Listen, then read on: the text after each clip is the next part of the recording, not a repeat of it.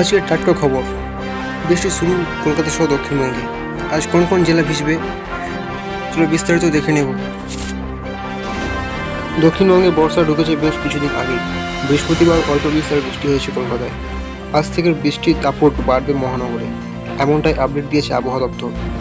শুক্রবার সকাল থেকে বৃষ্টিপাতের সম্ভাবনা রয়েছে। বৃষ্টি শুরু হতে পারে 11টার পর থেকেই।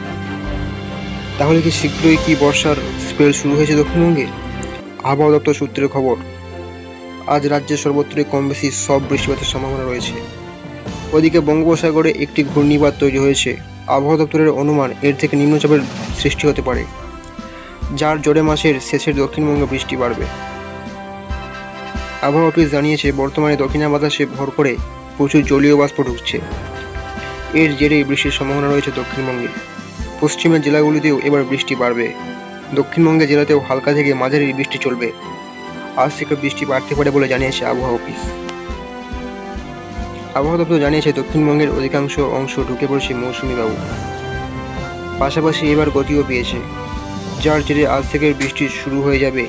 জুন মাসে কলকাতা সহ গোটা দক্ষিণবঙ্গ বৃষ্টির বেশ ভর্তি রয়েছে। জুলাই মাসে ভারী বৃষ্টির সম্ভাবনা রয়েছে দক্ষিণবঙ্গে। শনি ও রবিবারে ভারী বৃষ্টি হতে পারে উত্তর ও দক্ষিণ 24 পরগনা, নদিয়া ও মুর্শিদাবাদে। উত্তরবঙ্গে ভারী বৃষ্টি চলছে। আপাতত জলপাইগুড়ি, আলিপুরদুয়ার, কোচবিহার, দার্জিলিং, কালিম্পং, জলপাইগুড়ি জেলাতে ভারী বৃষ্টি চলবে বলে জানিয়েছে আবহাওয়া অফিস। ওদিকে মালদা, উত্তর দিনাজপুর ও দক্ষিণ দিনাজপুরে বজ্রবিদ্যুৎ সহ বৃষ্টির সতর্কতা জারি হয়েছে। তো প্রিয় ভিউয়ার্স, ভিডিওটি এতটুকু ভালো লাগলে অবশ্যই লাইক দেবেন এবং এই নিত্য নতুন লেটেস্ট ভিডিও আপডেট পাওয়ার জন্য চ্যানেলটি অবশ্যই সাবস্ক্রাইব করবেন।